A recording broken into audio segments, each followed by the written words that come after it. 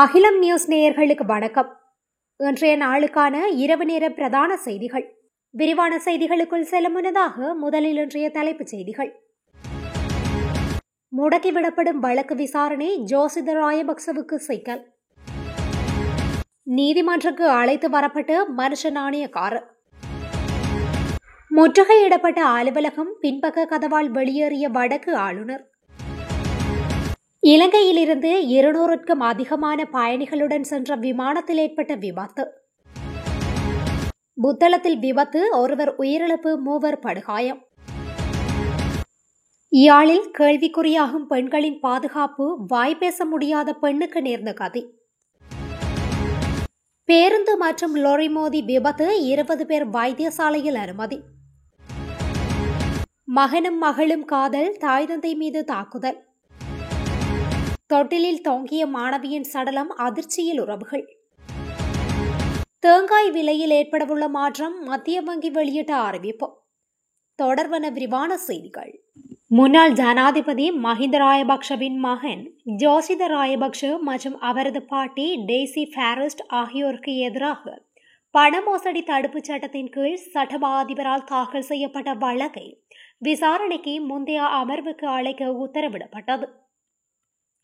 அதன்படி நவம்பர் 12ஆம் திகதி குறித்த அமர்வை அழைக்க கொழும்பு உயர் நீதிமன்றம் இன்று உத்தரவிட்டது. இந்த வழக்கு இன்று கொழும்பு உயர் நீதிமன்ற நீதிபதி உதேஷ் ரணதுங்க முன் விசாரணைக்கு வந்தது. அதன்போது வழக்கு தொடர்பான பல ஆவணங்களை அரசு தரப்பு சட்டத்தரணி திறந்த நீதிமன்றத்தில் வழங்கியுள்ளார். மேலும் வழக்கு தொடர்பான வேறு சில ஆவணங்கள் கடுத்தல நீதிமன்றத்தில் பிரதிவாதிக்கு எதிராக தாக்கல் செய்யப்பட்ட வழக்கில் இருப்பதாக பிரதிவாதி சார்பில் முன்னிலையான ஜனாதிபதி சட்டத்தரணி சம்பத் மெண்டிஸ் நீதிமன்றத்தில் தெரிவித்துள்ளார். இதன்படி அவற்றை ஆய்வு செய்ய வேண்டும் என்றும் ஜனாதிபதி சட்டத்தரணி நீதிமன்றத்திற்கு குறிப்பிட்டுள்ளார். அத்தோடு வழக்கு தொடுப்பவர் சார்பில் முன்னிலையான பிரதி சொலிசிஸ்டர் ஜெனரல் ஜனக பண்டார ஆவணங்களை ஆய்வு செய்ய வழக்கை அழைக்க திகதி வழங்க வேண்டும் என்றும் கோரியுள்ளார். அதன் அடிப்படையில் இந்த வழக்கில் விசாரணைக்கு முந்தைய அமர்வுக்கு திகதி வழங்குமாறு பிரதி சொலிசிஸ்டர் ஜெனரல் நீதிமன்றத்திடம் கோரிக்கை விடுத்துள்ளார். முன்வைக்கப்பட்ட உண்மைகளை பரிசீலித்த நீதிபதி வழக்கு தொடர்பான ஆவணங்களை ஆய்வு செய்வதற்காக நவம்பர் 16 முன்வைக்கப்பட்ட உண்மைகளை பரிசீலித்த நீதிபதி வழக்கு தொடர்பான ஆவணங்களை ஆய்வு செய்வதற்காக நவம்பர் 6ஆம் திகதி வழக்கை அழைக்க உத்தரவிட்டார். பின்னர் வழக்கின் முன் விசாரணை அமர்வுக்காக வழக்கை நவம்பர் 12ஆம் திகதி அழைப்பதற்கு நீதிமன்றம் உத்தரவிட்டது. ஜோசித ராயபக்ஷ மற்றும் அவரது பாட்டி டெய்சி ஃபாரஸ்ட் ஆகியோர் மீது கிட்டத்தட்ட 73 மில்லியன் ரூபாய் மதிப்புள்ள சொத்துக்களை சட்டவிரோதமாக சம்பாதித்ததன் மூலம் பண மோசடி தடுப்பு சட்டத்தின் கீழ் குற்றம் சாட்டி சட்டமா அதிபர் இந்த வழக்கை தாக்கல் செய்துள்ளமை குறிப்பிடத்தக்கது. லஞ்சம் அல்லது ஊழல் குற்றச்சாட்டுகளை விசாரிக்கும் ஆணைக்குழுவால் கைது செய்யப்பட்ட முன்னாள் அமைச்சர் மனுஷ நாணயக்கார கொழும்பு பிரதான நீதவான் நீதிமன்றத்தில் முன்னிலைப்படுத்துவதற்காக அழைத்து வரப்பட்டுள்ளார். முன்னாள் தொழிலாளர் மற்றும் வெளிநாட்டு வேலைவாய்ப்பு அமைச்சர் மனுஷ நாணயக்கார சற்று முன்னர் லஞ்ச ஊழல் ஆணைக்குழுவினால் கைது செய்யப்பட்டுள்ளார். இஸ்ரேலில் விவசாய வேலைகளுக்கு இலங்கை தொழிலாளர்களை அனுப்புவதில் நடந்ததாக கூறப்படும் முறைகேடுகள் தொடர்பான விசாரணை தொடர்பாக வாக்குமூலம் அளிக்க இன்று லஞ்சம் அல்லது ஊழல் குற்றச்சாட்டுகளை விசாரிக்கும் ஆணையத்தில் முன்னிலையான போது அவர் இவ்வாறு கைது செய்யப்பட்டுள்ளார். முன்னாள் தொழிலாளர் மற்றும் வெளிநாட்டு வேலைவாய்ப்பு அமைச்சர் மனுஷ நாணயக்கார சற்று முன்னர் லஞ்சம் மற்றும் ஊழல் விசாரணை ஆணைக்குழுவில் முன்னிலையாகியுள்ளார். கடந்த அரசாங்கத்தில் முறையற்ற வகையில் இஸ்ரேலின் தொழில் வாய்ப்புகளை பெற்றுக் கொடுத்தல் குறித்து மேற்கொள்ளப்பட்டு வரும் விசாரணைகள் தொடர்பில் வாக்குமூலம் வழங்குவதற்காக இன்று குறித்த ஆணைக்குழுவில் முன்னிலையாகியுள்ளதாக தெரிவிக்கப்படுகின்றது. மனுஷ நாணயக்காரவின் சார்பில் முன்னிலையான சட்டத்தரணி நேற்று கொழும்பு தலைமை நீதவான் முன்னிலையில் தனது கட்சிக்காரர் இன்று கையூட்டல் மற்றும் ஊழல் ஒழிப்பு ஆணைக்குழுவிற்கு சென்று வாக்குமூலம் அளிப்பார் என்று தெரிவித்திருந்தார். அதற்கமைய வாக்குமூலம் அளிப்பதற்காக மனுஷ நாணயக்கார இன்று முன்னிலையாகியுள்ளார். இதேவேளை முன்னாள் பொது பாதுகாப்பு அமைச்சர் ட்ரான் அலஸ் மீது லஞ்சம் அல்லது ஊழல் விசாரணை ஆணைக்குழுவில் முறைப்பாடு அளிக்கப்பட்டுள்ளமை குறிப்பிடத்தக்கது. யாழில் இலங்கை ஆசிரியர் சங்கம் முன்னெடுத்த போராட்டத்தில் போராட்டக்காரர்களுக்கும் மற்றும் காவல்துறையினருக்கும் இடையே முரண்பாடு ஏற்பட்டுள்ளது. இதையடுத்து வடக்கு மாகாண கல்வி அமைச்சின் செயலாளர் ட்ரன்சன், வடக்கு மாகாண கல்வி அமைச்சின் பணிப்பாளர் ஜெயச்சந்திரன் மற்றும் வடக்கு மாகாணத்தில் உள்ள அனைத்து கல்வி வலயங்களின் பணிப்பாளர்கள் என அனைவரும் வடக்கு மாகாண ஆளுநர் செயலகத்துக்கு அழைக்கப்பட்டு கலந்துரையாடல் நடத்தப்பட்டுள்ளது. இதையடுத்து அதிகாரிகள் அனைவரும் கலந்துரையாடல் முடிந்து வெளியேறினர். இறுதியாக வடக்கு கல்வி அமைச்சின் செயலாளர் ட்ரன்சன் வெளியேறிய போது போராட்டக்காரர்கள் அவரை வழிமறித்த நிலையில் ஆளுநர் செயலகம் உத்தியோகபூர்வ அறிவிப்பு வழங்கும் என்று போராட்டக்காரர்களுக்கு அவர் தெரிவித்துவிட்டு சென்றுள்ளார். இந்நிலையில் ஆளுநர் செயலகத்தில் அதிகாரிகள் எவரும் இல்லை என்றும் தாங்கள் உள்ளே சென்று பார்க்க வேண்டும் என்றும் போராட்டக்காரர்கள் ஆளுநர் செயலகத்திற்குள் செல்ல முயற்சித்த வேளை காவல்துறையினர் அவர்களை வழிமறித்துள்ளனர். இதனால் அங்கு பரபரப்பான நிலை ஏற்பட்டுள்ளது. இதையடுத்து ஆளுநரின் செயலாளர் ஜோசப் ஸ்டாலின் உட்பட போராட்டக்காரர்கள் சிலரை அழைத்து கலந்துரையாடியுள்ளனர். இதன் அடிப்படையில் இடம்பெற்ற இடமாற்றத்திற்கு ஏற்றவாறு செயற்படுங்கள் என ஆளுநரின் செயலாளர் தெரிவித்ததாக ஜோசப் ஸ்டாலின் தெரிவித்ததுடன் நாடளாவிய ரீதியாக இதற்கு எதிர்ப்பு வெளியிடப்படும் எனவும் அவர் குறிப்பிட்டுள்ளார். இதையடுத்து ஆளுநர் பின்பக்கத்தால் ஆளுநர் செயலகத்திலிருந்து வெளியேறியுள்ளமையும் குறிப்பிடத்தக்கது. யாழில் அமைத்துள்ள வடக்கு மாகாண ஆளுநர் அலுவலகம் முன்பாக இலங்கை ஆசிரியர் சங்கம் முன்னெடுக்கும் கவனஈர்ப்பு போராட்டம் இன்று 3வது நாளாகவும் தொடர்கின்றது. ஆசிரியர்களின் இடமாற்ற கொள்கையை சரியான முறையில் நடைமுறைப்படுத்துமாறு கோரியும் அரசியல் தலையீடுகளை உடன் நிறுத்துமாறு கோரியும் இந்த போராட்டம் முன்னெடுக்கப்படுகின்றது. இதன்போது வடமாகாண ஆளுநர் அலுவலகத்தை முற்றுகையிட்டு பல்வேறு கோஷங்களை எழுப்பியவாறு போராட்டத்தில் ஈடுபட்டனர்.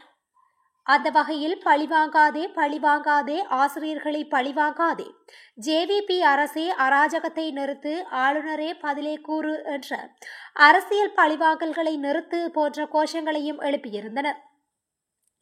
இந்த போராட்டத்தில் இலங்கை ஆசிரியர் சங்கத்தின் பொதுச் செயலாளர் ஜோசப் ஸ்டாலின் மற்றும் ஆசிரியர்கள் பலர் கலந்து கொண்டிருந்தனர். இதேவேளை நேற்றைய 2ஆம் நாள் போராட்டத்தின் போது நாடாளுமன்ற உறுப்பினர்களான கஜேந்திரகுமார் பொன்னம்பலம் மற்றும் சிவஞானம் ஸ்ரீதரன் ஆகியோர் கலந்து கொண்டு போராட்டக்காரர்களுடன் கலந்துரையாடியுள்ளமை குறிப்பிடத்தக்கது. இலங்கையிலிருந்து சென்று பங்களாதேஷ் சென்ற விமானத்தில் சக்கரத்தில் நரி சிக்கியதால் ஏற்படவிருந்த பாரிய விபத்து தவிர்க்கப்பட்டுள்ளது. கடந்த வெள்ளிக்கிழமை அதிகாலை ஹஸ்ரத் ஷாஜலஹால் சர்வதேச விமான நிலையத்தில் இந்த சம்பவம் இடம்பெற்ற நிலையில் தற்போது தகவல் வெளியாகியுள்ளது. இலங்கையிலிருந்து 200க்கும் மேற்பட்ட பயணிகளுடன் சென்ற ஃபிட்ஸ் ஏர்லைன்ஸ் விமானம் அதிகாலை 2 மணிக்கு பிறகு தரையிறங்கிய போது இந்த சம்பவம் இடம்பெற்றுள்ளது. விமானம் தரையிறக்கும் போது அதன் சக்கரத்தில் நரியொன்று சிக்கியதாக அதிகாரிகள் தெரிவித்துள்ளனர். விமானத்தின் லேண்டிங் கியரில் நரி சிக்கிக் கொண்டது. விமானியின் தெளிவான மற்றும் தொழில்நுட்ப குழுவின் செயற்பாட்டின் மூலம் விமானம் பாதுகாப்பாக ஓடுபாதையில் நிலைநிறுத்தப்பட்டது. விமானம் தரையிறங்கியதும் தரை ஊழியர்கள் உடனடியாக சிக்கிய நரியை அகற்றி விமானத்தை சிக்கலின்றி ஓடுபாதையிலிருந்து நகர்த்தியுள்ளனர். விமான நிலைய அதிகாரிகள் சம்பவத்தை உறுதிப்படுத்தியதுடன் பயணிகளின் பாதுகாப்பை முன்னிலைப்படுத்தி செயல்பட்ட ஊழியர்களின் ஒருங்கிணைந்த முயற்சியையும் பாராட்டியுள்ளனர். புத்தளம் கொழும்பு பிரதான வீதியின் பத்துலுஓயா பாலத்தில் நேற்றிரவு முச்சக்கர வண்டியொன்று கட்டுப்பாட்டை இழந்து பாலத்தின் பாதுகாப்பு வேலியில் மோதி எதிர் திசைகளில் இருந்து வந்த கார் மற்றும் வேனுடன் மோதியதில் ஒருவர் உயிரிழந்துள்ளதுடன் 3 படுகாயமடைந்து ஸ்லாபம் பொது வைத்தியசாலையில் சேர்க்கப்பட்டுள்ளதாக போலீசார் தெரிவித்துள்ளனர். புத்தளத்திலிருந்து ஹம்பஹா நோக்கி சென்ற முச்சக்கர வண்டியொன்று நேற்றிரவு 7:55 மணியளவில் பத்துலுஓயா பாலத்தின் ஊடாக பயணித்துக் கொண்டிருந்த போது அதிக மழை காரணமாக முச்சக்கர வண்டி கட்டுப்பாட்டை இழந்து பாலத்தின் பாதுகாப்பு வேலியுடன் மோதியுள்ளது. மேலும் கொழும்பிலிருந்து புத்தளம் நோக்கி சென்ற காருடனும் புத்தளத்திலிருந்து கொழும்பு நோக்கி சென்ற வேனுடனும் மோதி ஏற்பட்ட விபத்தில் முச்சக்கர வண்டி சாரதி முச்சக்கர வண்டியிலிருந்து வீசப்பட்ட நிலையில் கீழே விழுந்து உயிரிழந்துள்ளதாக போலீசார் குறிப்பிட்டுள்ளனர். முச்சக்கர வண்டியில் பயணித்த உயிரிழந்தவரின் மனைவி மற்றும் பேரப்பிள்ளைகள் 2 உள்ளிட்ட 3 படுகாயமடைந்து ஸ்லாபம் பொது வைத்தியசாலையில் சேர்க்கப்பட்டு சிகிச்சை பெற்று வருகின்றனர். கார் மற்றும் வேன் சாரதிகள் கைது செய்யப்பட்டுள்ளதுடன் முந்தல் போலீசார் மேலதிக விசாரணைகளை மேற்கொண்டு வருகின்றனர். யாழில் வாய் பேச முடியாத இளம்பெண் ஒருவரை நள்ளிரவில் வீடு புகுந்து பாலியல் பலாத்காரம் செய்ய முற்பட்ட சம்பவம் அதிர்ச்சியை ஏற்படுத்தியுள்ளது. சம்பவம் தொடர்பில் அல்லைப்பிட்டி பகுதியைச் சேர்ந்த 35 வயதுடைய வாய் பேச முடியாத பெண்ணொருவர் வழங்கிய முறைப்பாட்டின் அடிப்படையில் குறித்த நபர் நேற்று நள்ளிரவு அல்லைப்பிட்டி கடற்பரப்பில் வைத்து ஊர்காவற்துறை போலீசாரால் கைது செய்யப்பட்டுள்ளார். சம்பவம் தொடர்பில் மேலும் தெரிய வருவதாவது, கடந்த மாதம் 27ஆம் திகதி குறித்த பெண் வீட்டில் இருந்த சந்தர்ப்பத்தில் சந்தேக நபர் வீட்டிற்குள் புகுந்து அந்த பெண்ணை பாலியல் பலாத்காரம் செய்ய முற்பட்டுள்ளார். எனினும் அவரிடமிருந்து அந்த பெண் தப்பி சென்று தமது உறவினர்களுக்கு அறியப்படுத்திய நிலையில் பெண்ணின் உறவினர்களால் போலீசாருக்கு தகவல் வழங்கப்பட்டுள்ளது. இதனை அடுத்து சந்தேக நபர் தலைமறைவாகி இருந்ததுடன் அவரை தேடி போலீசார் தீவிர விசாரணையில் ஈடுபட்டிருந்தனர். இந்நிலையிலேயே சந்தேக நபர் அல்லைப்பிட்டி கடற்பரப்பில் வைத்து கைது செய்யப்பட்டிருந்தார். இதனை அடுத்து சந்தேக நபர் இன்று ஊர்காவற்துறை நீதவான் நீதிமன்றில் ஆயர்படுத்தப்பட்ட நிலையில் அவரை எதிர்வரும் 14 நாட்கள் விளக்கமறியலில் வைக்க நீதவான் உத்தரவிட்டுள்ளார். அதேவேளை கடந்த ஞாயிற்றுக்கிழமை சங்கப்பட்டி பாலத்தில் பெண்ணொருவர் கடும் காயங்களுக்குள்ளாகி கொலை செய்யப்பட்டிருந்த நிலையில் பெண்களின் பாதுகாப்பு கேள்விக்குறியில் உள்ளதாக சமூக ஆர்வலர்கள் விசனம் எழுப்பியுள்ளனர்.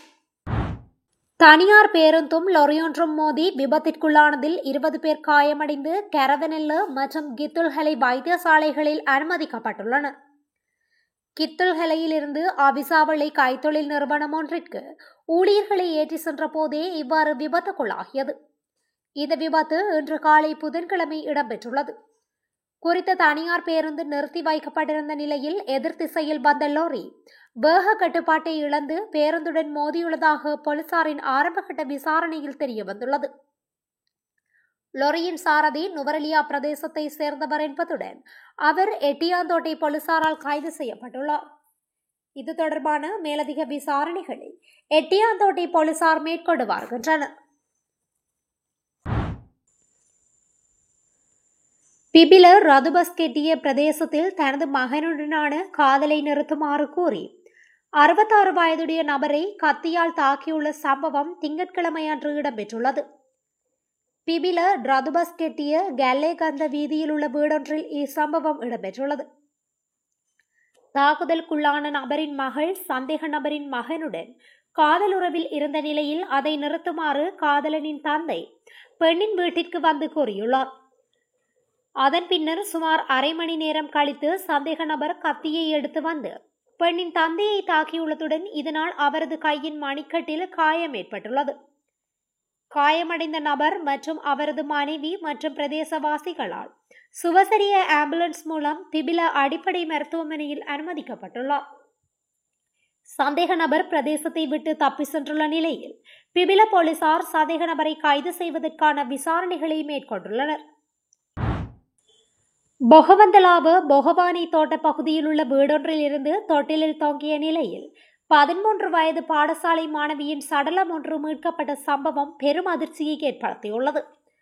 இந்த சம்பவம் நேற்று 14ஆம் திகதி அன்று மாலை 5:45 மணியளவில் இடம்பெற்றதாக பொகவந்தலாவ போலீசார் மேலும் தெரிவித்திருந்தனர். சம்பவம் தொடர்பில் தெரிய வருவதாவது, சிறுமியின் வீட்டிற்கு உறவினர்கள் வந்திருந்த நிலையில் உறவினரின் குழந்தைக்காக கட்டப்பட்ட தொட்டிலில் குறித்த சிறுமி விளையாடி கொண்டிருந்ததாக கூறப்படுகின்றது. இந்நிலையில் சிறுமி தொட்டிலில் தொங்கிய நிலையில் இனங்கண்ட சிறுமியின் சகோதரன் அயலவர்களை அழைத்து கூறியதை அடுத்து சிறுமியை மீட்டெடுத்த அயலவர்கள் பொகவந்தலாவ மாவட்ட வைத்தியசாலைக்கு கொண்டு சென்றுள்ளனர். எனினும் சிறுமி உயிரிழந்த நிலையில் வைத்தியசாலைக்கு கொண்டு வரப்பட்டதாக வைத்தியசாலையின் பேச்சாளர் ஒருவர் தெரிவித்துள்ளார். இவ்வாறு சடலமாக மீட்கப்பட்ட சிறுமி பொகவந்தலாவ பொகவானி தோட்டத்தை சேர்ந்த 13 வயதுடைய மதுமதன் ஜென்சியா என்ற சிறுமியே சடலமாக மீட்கப்பட்டுள்ளதாக போலீசாரின் ஆரம்பகட்ட விசாரணைகளில் இருந்து தெரிய வந்துள்ளது. குறித்த சிறுமி பொகவானி தமிழ் வித்தியாலயத்தில் தரம் 7 கல்வி கற்று வருவதாக தெரிவித்தனர். இதேவேளை தொட்டிலின் சாரியால் தூக்கிட்டு தற்கொலை செய்திருக்கலாம் என போலீசார் சந்தேகம் வெளியிட்டுள்ளனர்.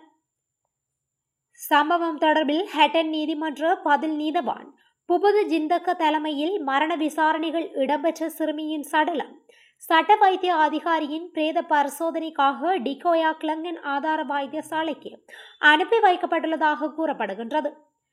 மேலும் சம்பவம் தொடர்பில் மேலதிக விசாரணைகளை பொகவந்தலாவ போலீசார் மேற்கொண்டு வருகின்றமை குறிப்பிடத்தக்கது. நாட்டில் ஆகஸ்ட் மாதத்தில் நெல் மற்றும் தென்னை உற்பத்தி அதிகரித்துள்ளதாக இலங்கை மத்திய வங்கி தெரிவித்துள்ளது. குறித்த விடயம் மத்திய வங்கியின் செப்டம்பர் மாதத்துக்கான விவசாயத்துறை தரவுகளில் குறிப்பிடப்பட்டுள்ளது. அதேவேளை தேயிலை, ரப்பர், மீன் உற்பத்தி குறைந்துள்ளதாக இலங்கை மத்திய வங்கி தெரிவித்துள்ளது. 2024 ஆண்டின் இறுதியில் ஒரு தேங்காயின் சில்லறை விலை 160 200 ரூபாவாக உயர்ந்துள்ளதுடன் நாட்டு மக்கள் பாரிய சிக்கலை எதிர்நோக்கி வருகின்றனர். தேங்காய் விலையில் ஏற்படவுள்ள மாற்றம் மத்திய வங்கி வெளியிட்டுள்ள அறிக்கையில் தேங்காய்களின் விலை அதிகமாக இருப்பதற்கு கடந்த 20 ஆண்டுகளில் தேங்காய் உற்பத்தி குறைந்து வருவதே முக்கிய காரணம் என தெரிவிக்கப்பட்டுள்ளது. அந்த வகையில் தேங்காய் உற்பத்தியை அதிகரிக்க அரசு பல வேலை திட்டங்களை நடைமுறைப்படுத்தி வருகின்றது. இந்நிலையில் 2024 ஆண்டின் ஆகஸ்ட் மாதத்துடன் ஒப்பிடுகையில் இந்த வருடத்தின் ஆகஸ்ட் மாதத்தில் தென்னை உற்பத்தி 17.8% அதிகரிப்பை பதிவு செய்து நிலையான வளர்ச்சியை பிரதிபலிக்கின்றது.